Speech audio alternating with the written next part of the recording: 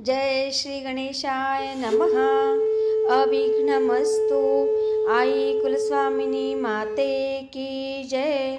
जय श्री गुरुदत्त श्री स्वामी समर्थ महाराज की जय।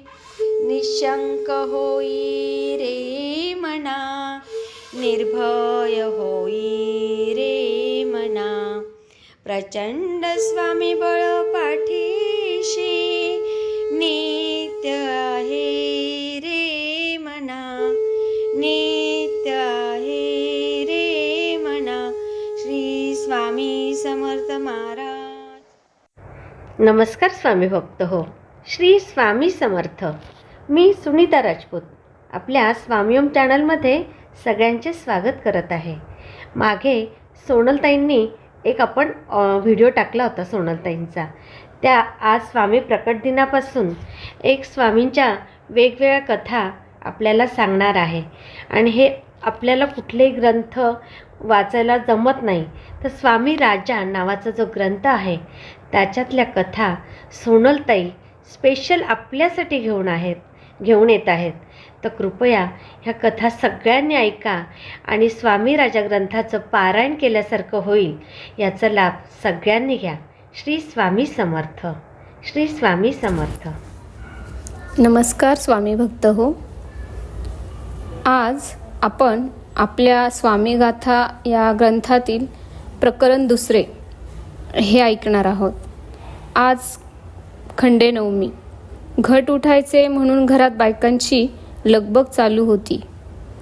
तळ भरायची, सवाष्ण ब्राह्मण जेवायचे, पुरणावरचा स्वयंपाक व्हायचा, सोवळं ओवळं सांभाळायचं, फुलोऱ्याचा प्रसाद काढायचा, 1 ना 2 असंख्य कामे होती।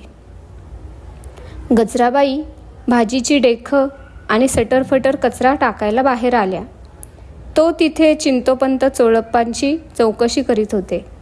गजराबाई म्हणाल्या, हो हेच घर, काय हवं आहे तुम्हाला? चोळप्पाला बोलवू का? चिंतोपंत म्हणाले, मी चिंतोपंत टोळ, येथे मालोजी राजांच्या दरबारी कामाला असतो। गजराबाईंच्या चेहऱ्यावर आश्चर्य प्रकटले। हा सरकार दरबारचा माणूस आमच्याकडे का आला असेल? काही बालंट तर मागे लागले नाही ना? हा विचार येताच त्यात क्षणभर धास्तावल्या। टोळ म्हणाले, काल आपल्याकडे स्वामी आले होते ना? कोण स्वामी? तो वेडा खुळा अतिथी? तो कसला स्वामी? तो तर आगंतुक आहे। गजराबाई फणकारल्या। अतिथी? आगंतुक? टोळ सांशकपणे कुजबुजले। नाही तर काय, अहो आपल्या मराठीत म्हणच आहे ना की पहिल्या दिवशी पाहुणा, दुसऱ्या दिवशी पै आणि तिसऱ्या दिवशी राहिला तर त्याची अक्कल जाई। त्या पुढे म्हणाल्या, तो नंगाबुवा काल आमच्याकडे 2 प्रहरी अतिथी म्हणून आला। भोळ्या चोळप्पाने त्याला न्हाऊ माखू घातले, वस्त्र नेसवले, जेवू घातले, पण त्याने आपले गुण उधळले। त्या मुसलमानाचा बाटगेपणा आमच्या घरात केला, शिवाय त्याच्या वेडाची वरचढ म्हणजे चुलीत पाणी ओतले। तो कसला हो स्वामी? गजराबाई पुन्हा फणकारल्या। टोळ आनंदून म्हणाले, होय होय, तेच आमचे स्वामी, ते स्वामी मला हवे आहेत। मान वेळावून त्या म्हणाल्या, अहो तो आगंतुक पुन्हा रात्रीपासून आमच्या घरात आहे। चोळप्पा त्याच्या तैनातीत आहे। त्या मस्तवालाला परसाकडे बाहेर जायचे असते हे सुद्धा कळत नाही। मेली घरात सगळी घाण, आम्ही तर अगदी धास्तावून गेलो आहोत। टोळ घाईने म्हणाले, कुठे कुठे आहेत स्वामी समर्थ? तो तिकडे गजगे उडवत बसला असेल, काय तो पोरखेळ। गजराबाई अजूनही रागातच होत्या। चिंतोपंत मात्र ओसरीकडे झेपावले व महाराज महाराज स्वामी म्हणून त्यांनी साष्टांग दंडवत घातला। त्यांच्या डोळ्यातून आनंदाश्रू वाहू लागले। ते चोळप्पांना सांगू लागले, आज सकाळीच मला रिसालदाराकडून स्वामींची माहिती कळाली, पण दरबाराच्या रूढी परंपरेनुसार, रीतिरिवाजानुसार आज खंडेनवमीला सरकारी इतमानाने शस्त्रपूजा झाली व मी त्वरेने इकडे आलो। चोळप्पा तुमचे खरंच पूर्वजन्मीचे पुण्य, म्हणून हा पुण्यपुरुष तुमच्याकडे आला आहे. आणि माझेही अहोभाग्य, म्हणून ह्या देवी नवरात्रात मला ह्याचे पुन्हा दर्शन घडले. कित्येक दिवसांची माझी आस आज पूर्ण झाली. चिंतोपंत म्हणाले, महाराज, आता आपण माझ्याबरोबर चलावे. मी सध्या राजदरबारी कामासाठी रुजू झालो आहे.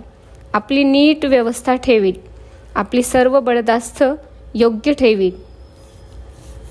आपल्या स्वामी महाराजांनी मात्र नकारार्थी मान हलवली. तेव्हा चिंतोपंत गयावया करू लागले.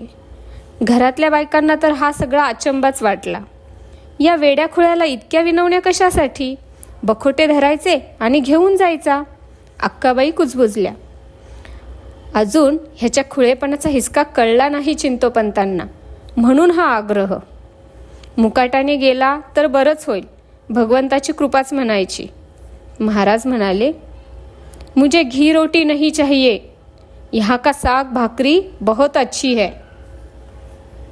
झाल. गजराबाई, अक्काबाई, ताराबाईंनी कपाळाला हात लावला व त्या पुटपटल्या, हाय रे आमच्या कर्मा, ही बॅत काय इथून टळत नाही. महाराज मात्र अंगणात जाऊन बसले आणि खडे उडवू लागले. चिंतोपंत म्हणाले, महाराज म्हणजे केवळ ईश्वरी अवतार आहेत. मी सोलापूरला याचा अनुभव घेतला आहे. ते पुढे सांगत होते, मी सोलापूरला नोकरीनिमित्त होतो तेव्हा हे स्वामी मोहोळहून सोलापूरला आले. त्यांचा मुक्काम दत्त मंदिरात होता. आता जशी ते बालक्रीडा करीत आहेत ना, तशीच तिथेही चालू होती. काही जण त्यांची टिंगलटवाळी करीत होते. मी जेव्हा त्यांना प्रथम पाहिले तेव्हा त्याच क्षणी त्यांच्या व्यक्तिमत्वाचा, त्यांच्या प्रसन्न चेहऱ्याचा माझ्यावर अनुकूल परिणाम झाला व त्यांना घेऊन मी घरी आलो. अर्थात प्रथमदर्शनी त्यांच्या ठिकाणच्या संतत्वावर कुणाचा विश्वास बसणे शक्यच नव्हते. पण हळूहळू त्यांच्या अलौकिकपणाची, दिव्यत्वाची प्रचिती येऊ लागली. त्यांचे सहज बोलणे म्हणजे हितोपदेश आहे. त्यांच्या नुसत्या हुंकारालाही फार मोठा अर्थ आहे. त्यांचा क्रोध, त्यांचे स्मित, त्यांचे वेडेवाकडे हातवारे या सर्वांमागे गूढत्व आहे. त्याचीही जाणीव इतरांना होत होती. एकदा काय झाले, माझा कलेक्टर कचेरीत कामाला असलेला मुलगा स्वामींच्या दिमतीला थांबला. ते जेवल्याशिवाय कुणाला जेवता येईना. कचेरीला तर उशीर होत होता. ही इंग्रजी राजवट, त्यातून कलेक्टर कचेरी. बरं, उशिराचे कारण तरी काय सांगणार? मोठाच प्रश्न होता. पण घाबरत घाबरत तो 11:30ला कचेरीत पोहोचला. साहेबांच्या रोषाला कसे सामोरे जायचे हा विचार त्याच्या मनात होता. पण हजेरी बुकात पाहिले तो त्याच्या नावापुढे सही झालेली होती. कुणी केली ही सही? हे कसे घडले? सारे आश्चर्य होते. माझ्या चिरंजीवांची खात्री झाली. माझी दृढतर स्वामी भक्ती महाराजांच्या चरणी रुजू झाली. त्याशिवाय हे अघटित घडणे शक्य नाही. चिंतोपंत गत आठवणीत तल्लीन झाले होते. ते म्हणाले, तेव्हा सोलापूर हे आनंदपूरच झाले होते. तेथील देवस्थाने सिद्धरामेश्वर, रेवणसिद्धेश्वर इत्यादी मुळात पावन असलेल्या वास्तू महाराजांच्या पादस्पर्शाने मंगलमय झाल्या होत्या. चोळप्पा मध्येच म्हणाले, हो, पण तुम्ही अक्कलकोटला का आलात? चिंतोपंत म्हणाले, ती सुद्धा महाराजांची कृपाच म्हणायला हवी. तेव्हा शहारजी राजे अक्कलकोटच्या गादीवर होते. ते एकदा सोलापुरी आले असता माझे काम, माझी कामातली तत्परता त्यांना फार आवडली व ते म्हणाले, या चाकरीवरून निवृत्त झालात की आमच्याकडे या, मी तुम्हाला दरबाराच्या कामासाठी ठेवून घेईल. चिंतोपंत म्हणतच होते, अहो, निवृत्त माणसाला पुन्हा चाकरी देतो कोण? माझे भाग्यच म्हणायचे. पुढे मी अक्कलकोटला रुजू होण्यासाठी निघालो. माझ्याबरोबर महाराजांनाही मी घेतले होते. आम्ही दोघे 2 घोड्यांवर स्वार झालो. पण गाव वेशीवर येतो न येतो तोच मला पहिल्या नोकरीवरून काहीतरी सांगावा आला. व मला परत जाणे भाग पडले. मी महाराजांच्या दिमतीला एक चाकर ठेवला व मी लगेच परत येतो, तोवर आपण येथे थांबा असे स्वामींना सांगून घोड्याला टाच मारली. काम झाल्यावर लगोलग मी परत आलो तर काय, तेथे फक्त घोडा आणि चाकरच होता. महाराज तेथून कुठेतरी नाहीसे झाले होते. माझ्या मनी खंत दाटून आली, पण करणार काय, त्यांना शोधणार कुठे? शिवाय अक्कलकोटी येणेही तितकेच गरजेचे होते. तेव्हापासून मी महाराजांच्या भेटीची प्रतीक्षा करतो आहे. आता मालोजीराजे राज्यावर आले आहेत. मी अद्याप चाकरीवर आहेच, पण आज जेव्हा मला रिसालदाराने ही आनंद बातमी सांगितली तेव्हापासून मी अगदी मोहरून गेलो आहे. स्वामी दर्शनाची आणि स्वामी भेटीची मला आस लागून राहिली आहे. गजराबाई ओसरीवर येत म्हणाल्या, अहो, खरंच ते महाराज तुमच्याबरोबर येत असतील तर घेऊन जा, अवश्य घेऊन जा. टोळ निराशेने म्हणाले, आमचं कुठलं एवढं भाग्य. साधू पुरुषाचे पाय घराला लागणं म्हणजे सद्भाग्य असावं लागतं. ते भाग्य तुमच्या या वास्तूला आहे. धन्य आहे चोळप्पांची आणि तुमच्या सर्व कुटुंबियांची. ताराबाई मात्र फणकारल्या आणि म्हणाल्या, म्हणजे रोज या उघड्या वागड्या फकीराचा काच का आम्हाला? टोळ चटकन म्हणाले, थोर पुरुषांबद्दल असे उद्गार काढू नका. अहो ताई, महाराजांची विदेही अवस्था आहे. त्यांना देहासक्ती नाही म्हणून ते असे विवस्त्र राहतात. ऊन, वारा, थंडी, पाऊस या कशाचीच त्यांच्या देहाला तमा नाही. हे असं राहणं सोपं नाही. काय चोळप्पा, मी बरोबर बोलतोय ना? पण चोळप्पाचे मात्र या गप्पा गोष्टींकडे लक्षच नव्हते. ते आपले सारखे अंगणाकडे पाहत होते. तेथे खडे झेलणाऱ्या स्वामी महाराजांकडे ते टक लावून पाहत बसले होते. चिंतोपंत पुढे म्हणाले, बाई, व्यासपुत्र शुक्राचार्य तुम्हाला माहीत आहेत का? ते एवढे ज्ञानी होते की आपल्या पित्याचं सारं वाङ्मय त्यांनी अभ्यासलं होतं व ते त्यांनी शौनकादिक ऋषींना सांगितलं. शुक सांगे शौनकादिकाप्रती वगैरे ग्रंथाची सुरुवात तुम्ही ऐकली असेल. हो, पण त्याचा इथे काय संबंध? ते शुक मुनी कडकडीत वैराग्य संपन्न होते. ते महाराजांसारखेच विवस्त्र असायचे, पण त्यांच्याकडे पाहताना कधीही कुणाला संकोच वाटत नव्हता. इतके ते शुद्ध बुद्धीचे, निर्मळ मनाचे, स्फटिकवत शुचिरभूत होते. आपले स्वामी महाराजही तसेच आहेत. तुम्हा कुणाला कधी संकोच जाणवतो का? हे तेजपुंज, अजानुबाहू, दिव्यत्वाचे प्रतीक आहेत असं नाही का तुम्हाला वाटत? शेजारचे पितांबरदास तेथे येत म्हणाले, नुकतीच पुराणिक बुवांकडून गोष्ट ऐकली. हे महर्षी वेदव्यास आणि शुक्राचार्य नदी ओलांडण्यासाठी छोट्या लाकडी पुलावर आले. प्रथम व्यास पुढे गेले. त्यावेळी नदीवर स्नान करणाऱ्या स्त्रिया संकोचल्या. पुरुष पाहून काही पाण्यात लपल्या, काहींनी आपले ओले पदर सावरले. त्यानंतर नग्नावस्थेत असलेले शुकमुनी त्या छोट्या लाकडी पुलावरून जाऊ लागले. तेव्हा मात्र या महिला निसंकोचपणे हसत खेळत आंघोळ करीत राहिल्या. हे पाहताच महर्षी व्यासांना फार आश्चर्य वाटले. मी वयस्क असून, वल्कल पांघरलेला असून त्या बायका मला मात्र लाजल्या, संकोचल्या. पण माझा पुत्र तरणाबांड आहे, तो तर संपूर्ण विवस्त्र आहे. तरीही या स्त्रियांना त्याबद्दल कसंच काहीच वाटलं नाही. महर्षींना याबद्दल खरंच आश्चर्य वाटले.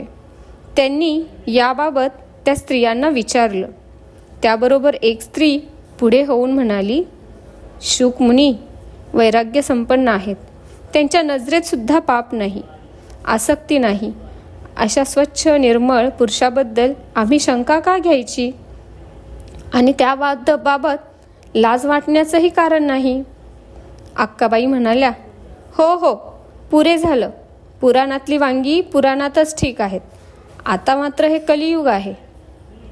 यावर पितांबरदास म्हणाले, असं का म्हणता? आजही असे नंगे साधू हिमालयात तपस्या करतात. सिंहस्थाच्या वेळी म्हणजेच कुंभमेळ्याच्या वेळी ते लोकांसमोर येतात. राजरस्त्यावरून वाजत गाजत ते मिरवतात. वर्षातून फक्त एकच दिवस, ते सुद्धा पर्वणी प्रसंगी. एरवी तर ते हिमालयात एकांतात राहतात ना. अहो, गावात राहायचं तर लोकरीतीप्रमाणे वागलं पाहिजे. समाजातही काही नीतिनियम बंधनं असतातच की. असं वेड्यासारखं खुळ्यासारखं वागणं म्हणजे योग्य आहे का? चिंतोपंत चटकन म्हणाले, वेडा आणि विदेही यात खूप अंतर आहे. वेडा अचरट चाळे करतो, असंबद्ध बोलतो, क्वचित अंगावर कपडा टिकू देत नाही. पण त्याची ही वागणूक बुद्धीचे संतुलन बिघडल्यामुळे असते. त्यात जरासुद्धा जाणीवेचा भाग नसतो. या उलट वरवर पाहता विदेही माणसाची वर्तणूक जरी वेड्यासारखी दिसली तरी त्यांनी कुठल्याही प्रकारे संतुलन गमावलेलं नसतं. त्यांच्या प्रत्येक कृतीमागे जाणीव असते. सर्व संग परित्याग ते करतात, पण त्यामागे लोककल्याणाची तळमळ असते. लोकहित अखंडपणे त्यांच्या नजरेपुढे असते. इतक्यात स्वामी महाराज पुन्हा आत आले. चिंतोपंतांनी त्यांना पुन्हा आपल्याबरोबर चलण्याची विनंती केली. तसा स्वामींनी एक दगड त्याच्या अंगावर भिरकावला. हा दगड प्रहार म्हणजे खरा प्रसाद आहे असं समजून तो दगड घेऊन चिंतोपंत निघून गेले. महाराज सारखे आपल्या अंगावरून वारंवार हात फिरवत होते. बहुतेक त्यांना आंघोळ करायची असावी असा तर्क करून चोळप्पांनी स्वामी महाराजांच्या हाताला धरून त्यांना मागच्या अंगणात नेले. चिंतोपंतांनी एकदा योग्य वेळ पाहून मालोजी राजांना चोळप्पाकडे मुक्कामाला असलेल्या महाराजांबद्दल माहिती सांगितली. मुळात श्रद्धाळू असलेल्या राजांनी ती लक्षपूर्वक ऐकली व म्हणाले, का हो, ते सत्पुरुष दत्तावतारी आहेत. हे कशावरून? तुम्हाला हे कोणी सांगितलं?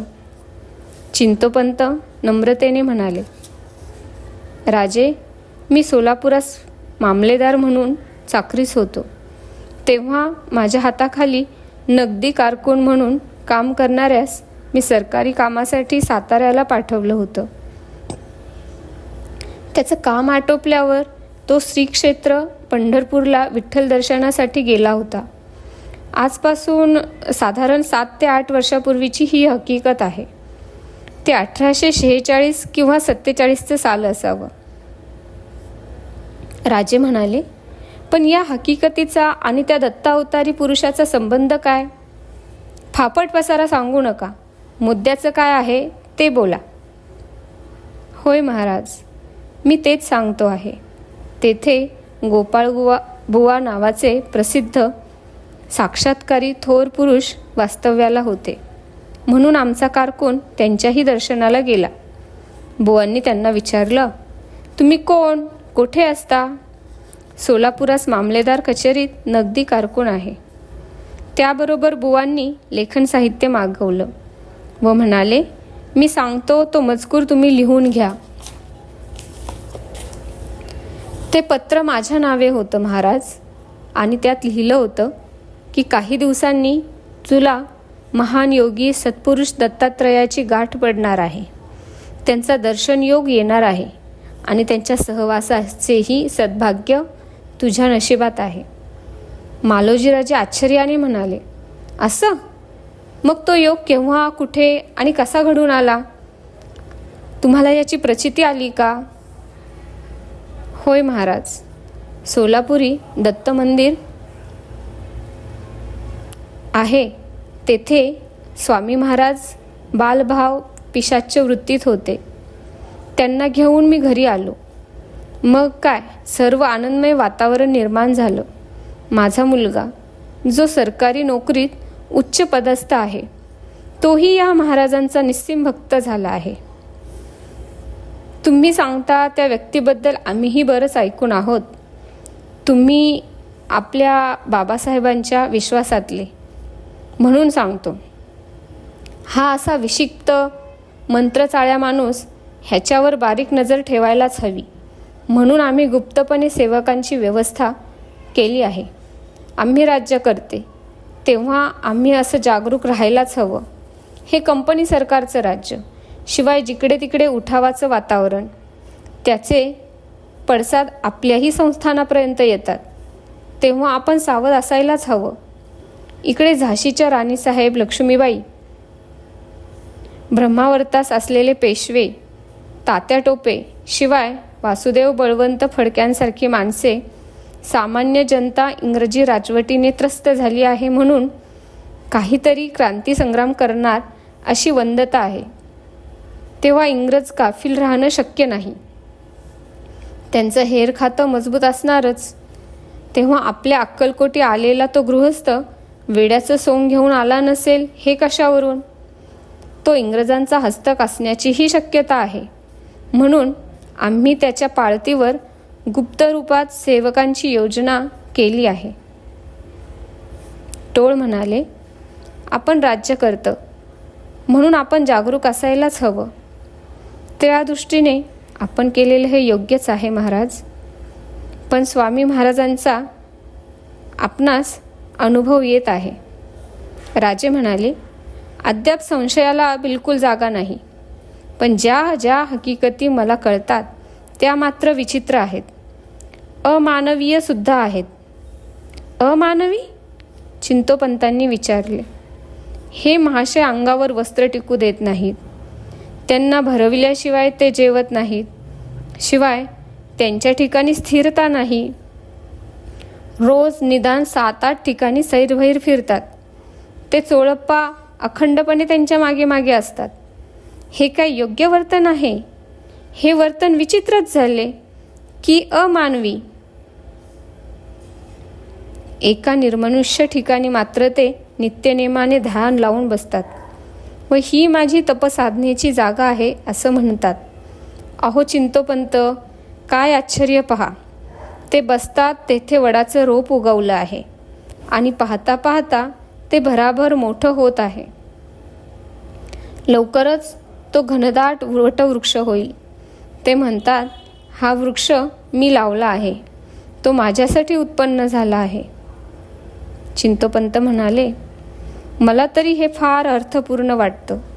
अहो, आपला वैदिक धर्म वटवृक्षाप्रमाणे अक्षय आहे. पारंब्याच्या रूपाने त्याचा विस्तार होत राहतो. हे दत्तावतारी महापुरुष म्हणजे जणू अक्षय वृक्षच आहेत आणि त्यांच्या भक्तगणांच्या रूपाने त्या परमार्थाचा सातत्याने विस्तार होणार हेच नाही का सूचित होत यातून? मालोजीराव म्हणाले, आपण त्यांना दत्तावतारी म्हणता यात खरंच तथ्य असावं. परवाच माझे सेवक सांगत होते की गाणगापूरहून काही लोक अक्कलकोटला आले. त्यांना म्हणे दृष्टांत झाला होता, अक्कलकोटला गेल्याशिवाय तुमची यात्रा पूर्ण होणार नाही. ध्यानस्थ बसलेल्या ह्या तपस्व्याला त्यांनी विचारलं, आपलं नाव काय? स्वामी महाराज यावर म्हणाले, तुमच्या देवाचं नाव काय?